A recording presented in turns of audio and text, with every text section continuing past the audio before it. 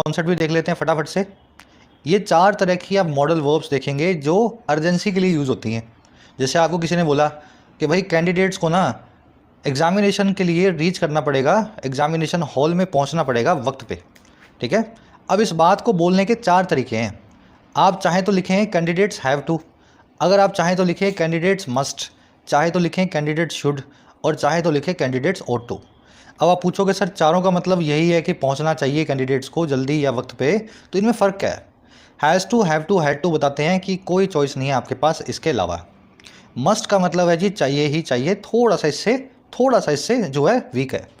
और शुड का मतलब है चाहिए, ये मस्ट से भी वीक है। और ought टू का मतलब है आपकी नैतिक जिम्मेदारी है, ये शुड से भी वीक है। तो ये है सबसे ज़्यादा पावरफुल किसी अर्जेंसी को बताने के लिए। ये है उससे कम पावरफुल, ये है उससे कम पावरफुल, और ये है जी उससे भी कम पावरफुल। पावर का फ़र्क है चारों की इंटेंसिटी में।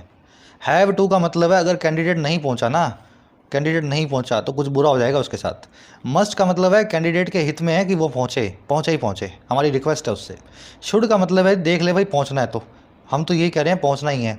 और टू का मतलब है पहुंच जाना, नहीं भी पहुंचा तो भी देख लेंगे लेकिन पहुंचना है ना, नहीं भी पहुंचा तो भी देख लेंगे। समझ गए ना, मीनिंग ऐसा निकल रहा है।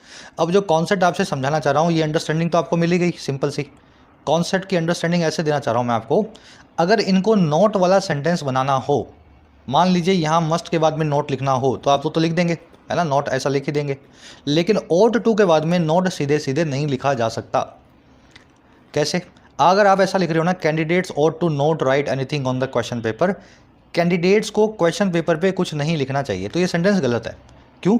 टू को नोट से पहले नहीं बल्कि नोट के बाद में रखें। आप यहाँ लिखें कैंडिडेट्स ought नॉट टू, ठीक है।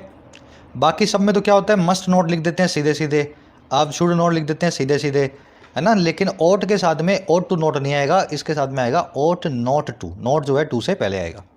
आज के क्विज में एक कॉन्सेप्ट आपसे पूछेंगे ought टू या ought नॉट टू। कह रहा है